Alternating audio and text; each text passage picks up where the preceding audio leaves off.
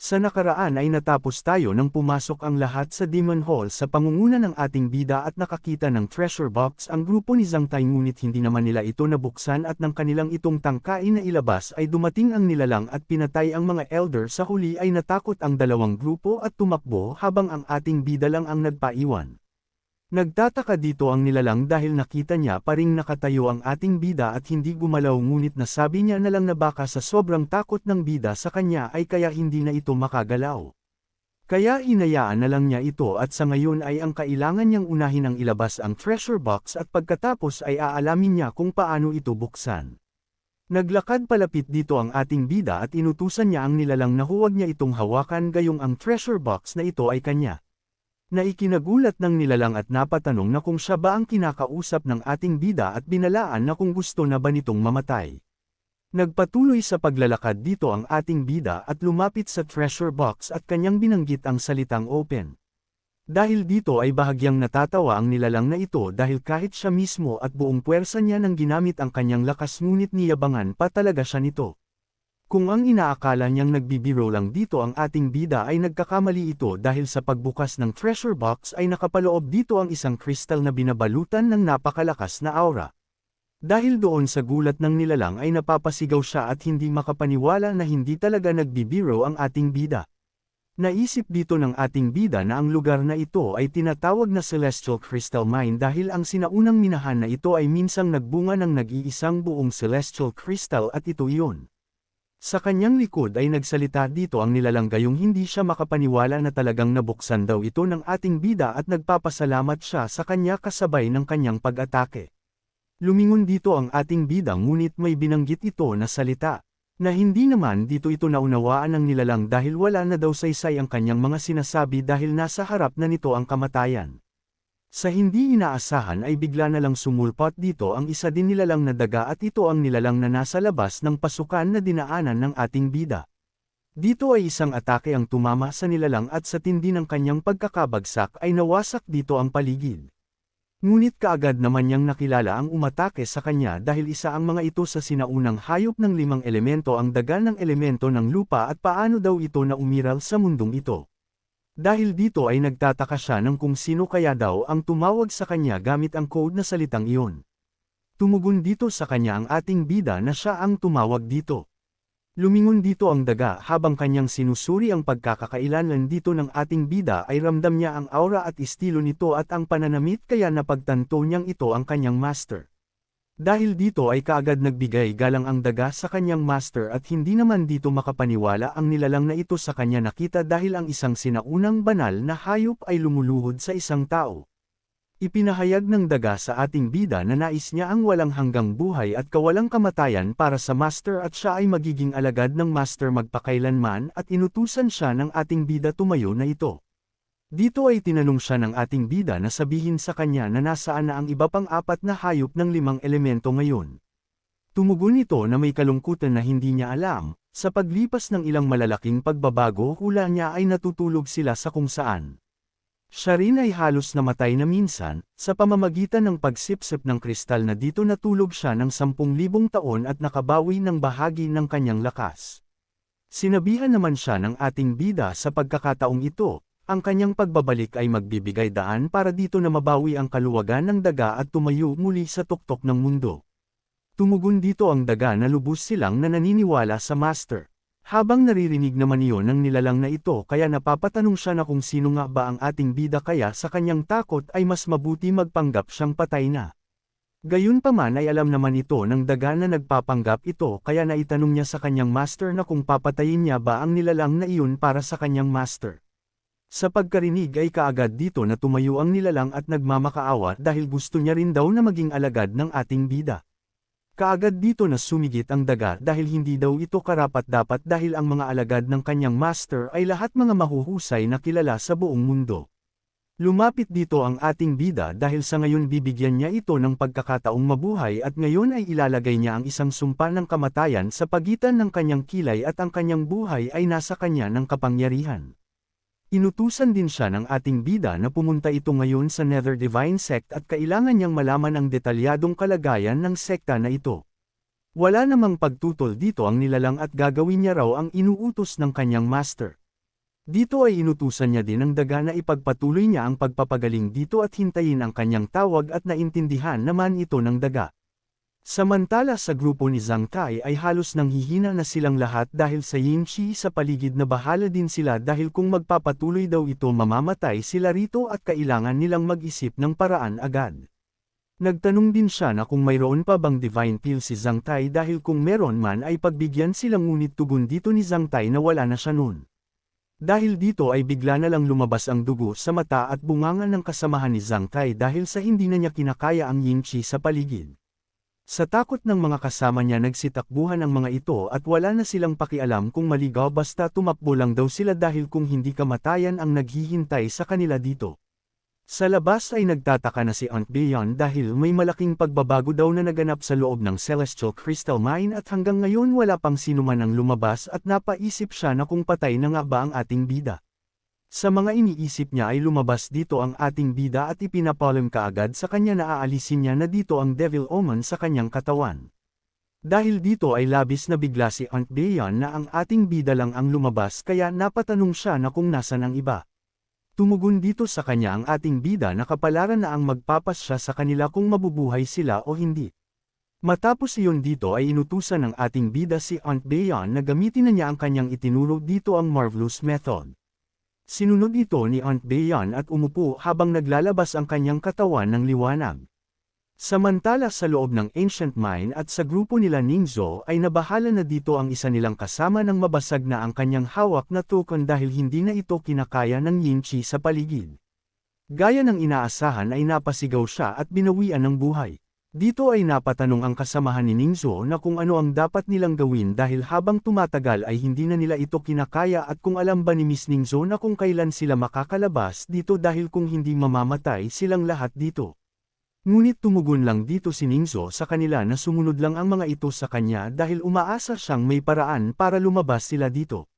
Ngunit sa hindi inaasahan ay bigla na lamang nag-crack ang kanyang hawak na token dahilan na mabahala siya at dahil doon ay nasabi niya sa kanyang sarili na kung talaga bang hindi na sila makakalabas. Naisip niya pa dito ang ating bida at nagtataka siya kung ano na ang kalagayan ng mayabang na si Ren Xing at hula niya ay hindi na ito nakatakas sa nilalang na iyon, kahit na nakatakas siya sa harap ng kasalukuyang sitwasyon mamamatay pa rin siya.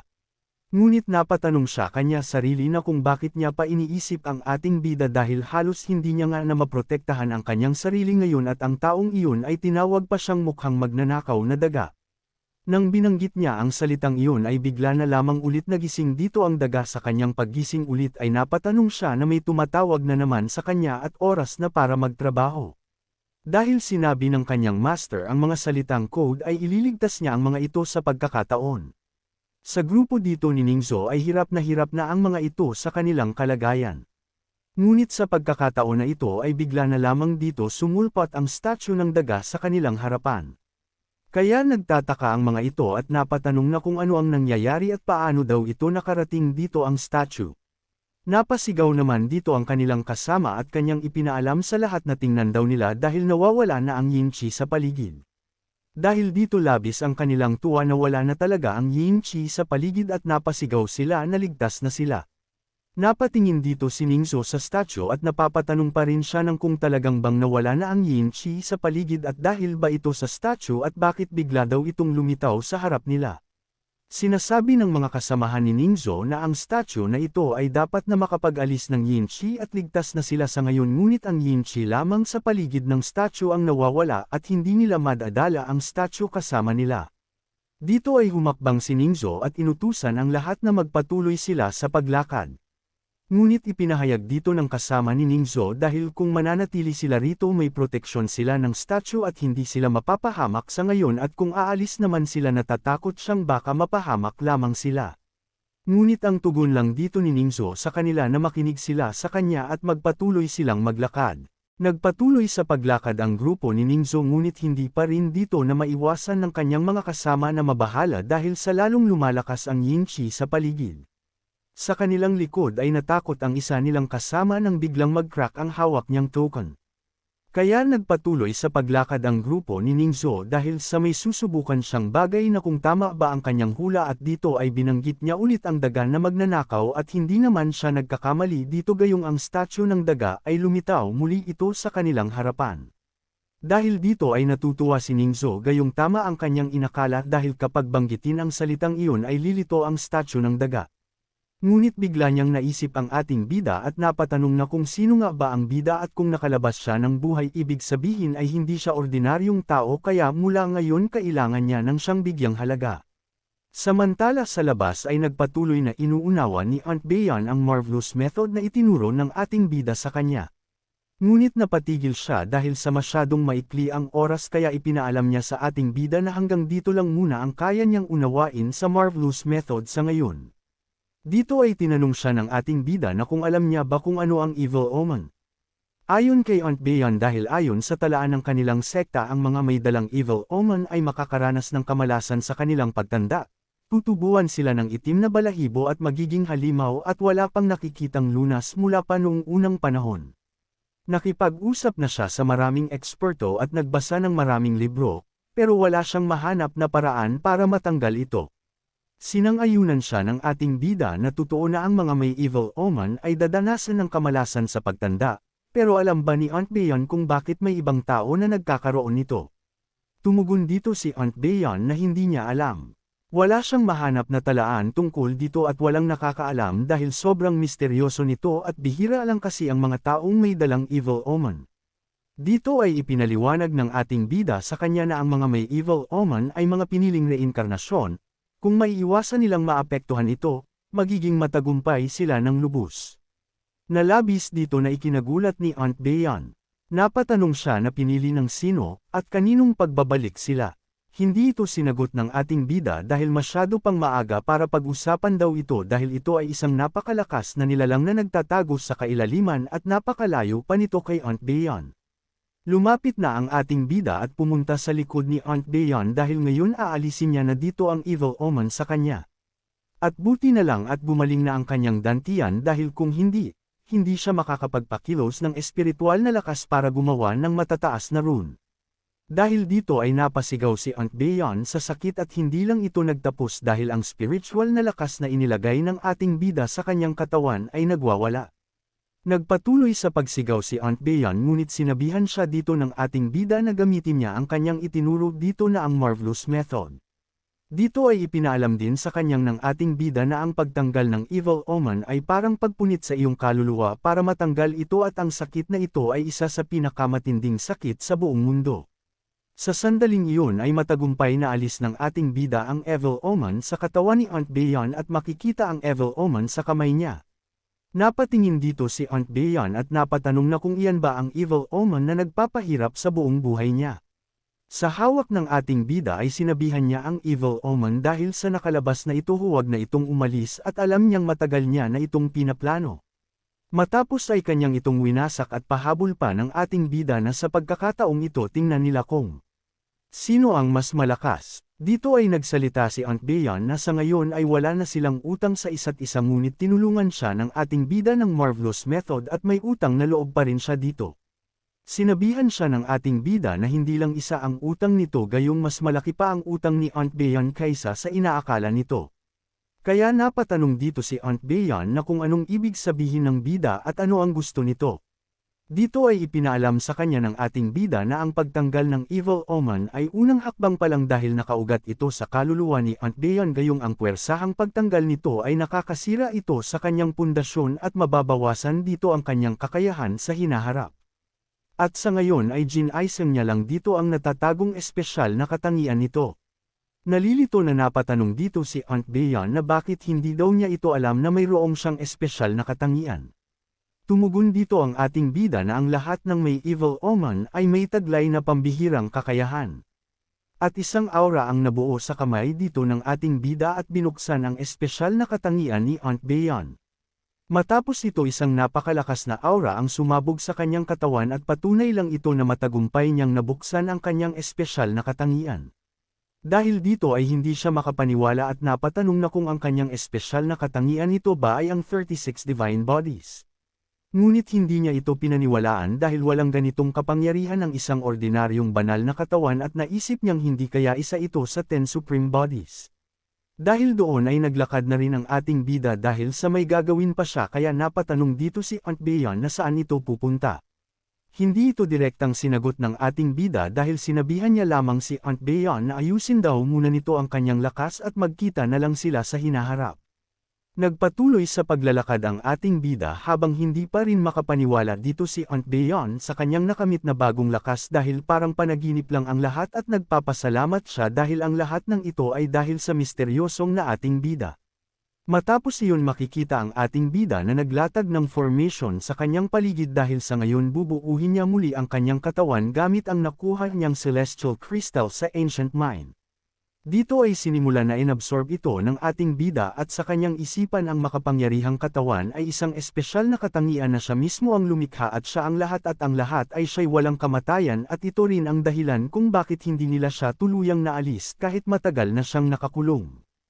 Ang mga nagtaksil sa kanya noon ay malamang ang 6 na dakilang Diyos sila ang mga orihinal na Diyos at ng sangkatauhan na may pinakamalakas na kapangyarihan. Dahil nauna nang lumakas si Fairy Bayun at may pampanatag na porma sayon doon mapupunta ang atensyon nila at hindi nila siya madidiscover agad. Samantala sa pasukan ng Ancient Mine may isang bagong dumating at ito nga si Zhang Jin na ang kapatid ni Zhang Tai kaya pumunta siya rito dahil nabalitaan niya may nangyayari sa Ancient Mine at natatakot siya na baka nasa panganib na ang kanyang kapatid. Samantala isang tao ang lumabas sa pasukan at napakabagal na maglakad at nang makita ay ito pala si Zhang Tai na mag-isa na lamang lumabas at nasabi niyang buti na lang nagtago siya ng maraming gamot dahil kung hindi na siya makalabas dahil sa lakas ng Yin Qi. Nang makita siya ng kanyang kapatid ay natutuwa ito na buhay at ayos lang at kanyang ipinaalam dito na magsisimula na ang pagsusulit ng sekta. Dito ay kanyang ibinigay ang isa sa 3 sagradong sandata ng kanilang angkan na ang Blazing Sun Sword at tutulungan daw siya nitong manatiling kalmado habang nasa loob ng maze at siguradong mataas ang makukuha nitong marka at lalong titibi ang pangalan ng kanilang angkan. Nang makita ay labis ang pagkatuwa dito ni Zhang Tai dahil sigurado siya ang papasa. Samantala ay nagpatuloy pa rin sa pag-absorb ang ating bida at pagbuo ng kanyang pundasyon na katawan. Ngunit nang aalis na sana sila Zhang Tai ay napansin niya dito ang ating bida at nakikilala niya ito. Kaya naman nang makita na buhay ang ating bida ay hindi siya nito makapaniwala na kung paano ito nakalabas. Dahil dito ay napatanong ang kanyang kapatid na kung may problema ba, dito ay ipinaalam ni Zhang Tai sa kanyang kapatid na ang lalaking nasa baba ay may malaking atraso sa kanya at bababa muna siya upang patayin niya ito. Tumugon dito ang kanyang kapatid na sasamahan niya ito ngunit sinabihan lang siya dito ni Zhang Tai na hindi na kailangan dahil hawak niya naman ang Blazing Sun Sword at gusto niyang siya ang papatay sa taong iyon. Dahil dito ay nagpatuloy na lamang ang kanyang kapatid at sinabihan si Zhang Tai na pagkatapos niyang patayin ang taong iyon ay sumunod kaagad ito sa kanya. Sa baba ay patuloy pa rin dito ang ating bida at malapit na rin siyang matapos sa pagbuo muli ng kanyang katawan. Dito ay kumilos na si Zhang Tai habang natatawa niyang pang naisip na hindi man lang daw siya napansin ng ating bida. Dahil doon ay naging madali sa kanya ang makalapit dito ay inihanda ang isang atake at nagsabi pa siyang huwag daw isipin ang ating bida kung magiging marahas siya dito. Gamit ang kanyang Blazing Sun Sword ay sinigaw niya mamatay na raw ito ngunit sa pagkakataon na ito ay natapos na ang ating bida sa pagbuo muli ng kanyang katawan. Dahil doon ay isang napakalakas na pagsabog ang naganap at sa tindi nito ay nawasak nito ang paligid. At hindi lang ito dahil pati ang pinagmamalaki ni Zhang Tai na ang Blazing Sun Sword ay nawasak rin ito. Sa lakas nito ay tumilapon ang kanyang katawan at nagtatamo ng malaking pinsala. Dito ay unti-unti na naglalaho ang aura na nagmumula sa ating bida at ng tumanbad ay gaya ng inaasahan ay nasira nito ang paligid dahil sa lakas nito. Dahil dito ay nabahala ang ating bida sa ginawa niyang ingay dahil hindi niya pa rin daw napigilan ang lakas na iyon kaya kailangan niya nang makaalis dito agad. Gaya ng inaasahan ay napahinto dito ang grupo nila Zhang Jin dahil sa ingay na pagsabog na iyon. Habang tinitingnan ang usok ng ginawa ng ating bida ay napatanong siya ng kung ano ang nangyayari. Ngunit kaagad niyang napagtanto dahil ang napakalakas na pagsabog na iyon ay kung saan ang kanyang kapatid kaya inutusan niya ang kanyang kasama na puntahan nila si Zhang Tai. Hindi nagtagal ay dumating sila ngunit ang tumambad sa kanila ang wala ng buhay na si Zhang Tai habang nasusunog nito ang katawan. Sa galit ni Zhang Jin na makita na wala ng buhay ang kanyang kapatid ay napasigaw siya na kung sino daw ang may gawa nito at kung saan na ang lalaking iyon dahil papatayin niya ito. Hinanap ito ng kanyang kasama ngunit ipinaalam niya rin kaagad na wala na ang taong iyon dito tumakbo na ito palayo. Hindi ito hinayaan ni Zhang Jin at sa galit niya ay inutusan niya ang kanyang mga kasamahan na sundan nila ito dahil siya mismo ang papatay sa taong iyon. Samantala sa kabilang dako dito ay makikita ang mga makapangyarihang tao na nagpupulong at ang pinag-uusapan nila dito ay ang taong may nagising na espesyal na katangian at mukhang si Aunt Bayan ang kanilang tinutukoy. Tumugon dito ang isa sa kanila dahil ayon sa kanya 8,000 taon na itong nawala kaya't hindi dapat sila maging kampante. Isa rin dito ang nagsalita dahil sa tulong daw ng kanyang Eye of the Void nalaman niya na isang ordinaryong mananampalataya lang pala ang nagising sa isa sa 10 pinakamataas na uri at isang maling akala lang nila ito. Sinagot ito ng isa na kahit maling akala lang ito kailangan pa rin nilang magpadala ng tao para hanapin siya agad. Ipinahayag rin ng isang ito na ipaalam ito sa mga pinuno ng nasasakupan at hanapin agad ang Sacred Spirit Juyuan, Chang Wumang, at Sacred Lord Wia. Sila ang mga sumunod sa taong iyon noon at kilalang-kilala nila ito. Samantala hindi pa rin makapaniwala dito si Aunt Bayan sa kanyang nagising na katangian kaya't napatanong siya na dapat ang Taiji Supreme Body, isa sa 10 pinakamataas na uri. Kapag nabuo ng lubos, kaya nitong kontrolin ang yin at yang. Napakalakas nito, at binigyan talaga siya ni Renshing ng napakalaking pagkakataon at hindi lang ito simpleng utang na loob malaki ang utang na loob niya dito sa kanya. Samantala dito sa Superior Abstruse Sect, sa taas nito ay ipinaalam ni Zhang Lu kay Lila na may nangyari sa Celestial Crystal Mine. Ngayong taon, mas kaunti ang kalahok sa pagsusulit nila kumpara sa mga nakaraang taon. Mas kaunti rin ang makokolekta nilang Celestial Crystal. Tumugon ito sa kanya na pero nahanap na ang Profound Divine Token dahil mas mahalaga pa ito kaysa sa anumang dami ng Celestial Crystal. Aaminin niya ang swerte talaga ni Bai Chao Chao dahil ilang taon na sila dito at sa ngayon inner disciples pa rin sila tapos dito pa sila naka-assign para bantayan ang pagsusulit. Dahil lang nahanap niya ang token naging honorary disciple agad siya talagang ang layo ng agwat ng estado niya kaysa sa kanila. Mediocre lang naman ang kakayahan ng babaeng iyon ano ngayon kung naging honorary disciple siya sinabi niya kay Zhang Lu na huwag niyang kalimutan na sila ang nagdala kay Bai Chao Chao dito dahil sa hinaharap kailangan nilang siyang bantayan. Tumugon ito na tama ka. Malaki ang benepisyo ng honorary disciples yung mga gamot at sandata kung hindi niya magagamit ito sila na lang ang kukuha. Samantala sa baba nito ay matagumpay rin dito nakalabas sila Ningzo ngunit nagtataka siya na kung bakit hindi niya makita ang ating bida kaya nasabi niyang baka hindi na ito nakalabas sa Celestial Crystal Mine. Sa taas ay ipinaalam ni Zhang Lu sa lahat na makinig sila sa ngayon ay magsisimula na ang pagsusulit ng Superior Abstruse Sect at ang unang round ay simple lang. Nasa unahan ng Chaotic Labyrinth kailangan lang nilang makalabas bago matapos ang oras at simulan na nila. Kaagad naman din ito pinangunahan ng mga kalahok. Habang naiisip pa rin dito ni Ningzo ang ating bida at mukhang hindi na daw talaga ito darating. At makikita naman din ang napakalakas na aura nito sa loob mula sa kuweba na kung saan ang kanilang pagsusulit. Nang makapasok na ang lahat ay inutusan na ni Zhang Lu si Lila na isara niya na ang pasukan ng Chaotic Labyrinth ngunit may nakita naman ito sa baba kaya't sinabi niyang tingnan daw nito ni Zhang Lu. Nang makita ay ito pala ang ating bida at nakilala naman nila ito dahil ito daw ang pinsan ni Bai Chao Chao dahil sumali rin pala ang ating bida sa pagsusulit. Bumaba sila nito at tinawag na brat ni Zhang Lu ang ating bida at pinatigil. Dinuro-duro niya ito at tinanong na kung sino ang pumayag na sumali ito dito dahil sa kakayahan nito hindi ba't nakakatawa lang iyon. Hindi naman siya dito pinansin ng ating bida kaya't ikinagalit ito ni Zhang Lu. Ngunit nang pipigilan niya pa sana ito ay sinabihan na siya ni Lila na hayaan niya na ito matatanggal din siya. Sa loob ng Chaotic Labyrinth ay pumasok na ang ating bida na kaagad din naman ito nakita ni Ningzo na kanyang ikinagulat. Kaya naman ay nilapitan niya ito at nagpapasalamat sa nangyari sa Celestial Crystal Mine. Sinabihan naman siya dito ng ating bida na sinamantala mo lang ang pagkakataon. Gaya ng sinabi niya noon sana ay patuloy itong gumawa ng tamang desisyon sa hinaharap. Ipinaalam naman ni Ningzo sa kanya na ang labirintong ito ay kayang guluhin ang isipan, hindi ito simple gaya ng itsura at marami ang natatanggol dito at sumunod daw ito sa kanya, gagabayan niya ito palabas. At wala naman ditong pakialam ang ating bida at sinagot niya ito na hindi na kailangan, may kailangan pa siyang gawin at kailangan niyang makalabas agad. Dahil dito ay nasabi niya na lamang sa kanyang isipan na hindi ba niya naintindihan ang sinabi ko. Ayon sa ating bida na ang Chaotic Labyrinth ay orihinal na porma sayon para protektahan ang sekta na ginawa ni Baishi at hindi niya akalain na hihina ang kapangyarihan nito at maging lugar na lang para sa pagsasanay. Napatanong naman dito ang katabi ni Ningzo na kung bingi ba yung taong iyon. Kung gusto niyang makalabas agad, bakit hindi siya sumunod sayo? Hindi ba niya alam na ikaw ang pinakakilala sa lugar na ito at tumugon ito sa kanya na hindi niya talaga maintindihan ang iniisip ng ating bida?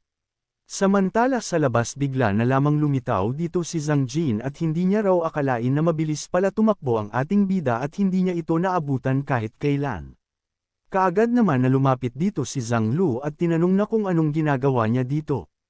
Gamit ang aura ni Zhang Jin ay diretsahan niyang ipinakita ang imahe ng ating bida at tinanong na kung nakita ba nila ang lalaking ito. Tumugon dito si Zhang Lu na oo, kakapasok lang niya sa Chaotic Labyrinth para sa pagsusulit. Ipinahayag ni Zhang Jin na pinatay ng taong iyon ang kanyang kapatid na si Zhang Tai at sa ngayon ay papasok siya para patayin ito. Sinabihan siya ni Lilan na bawal sa batas ng sekta ang guluhin ang pagsusulit at bakit hindi na lang hintayin na matanggal siya. Tinanong naman siya ni Zhang Jin na kung paano kung makapasa ang taong iyon. Tumugon dito si Zhang Lu na huwag siyang mag-alala, napakahina na kakayahan ng taong iyon at sigurado siyang matatanggal ito sa pagsusulit. Ngunit hindi niya ito pinaniwalaan dahil yung lakas na ipinakita niya noong pinatay niya ang kapatid niya ay parang hindi naman mahina. Subalit sigurado siya dito na matatanggal kaagad ang taong iyon at kung hindi man siya matatanggal siya ang mananagot. Pinaniwalaan niya ito kaya maghihintay na lang siya dito hanggang sa lumabas ang taong iyon.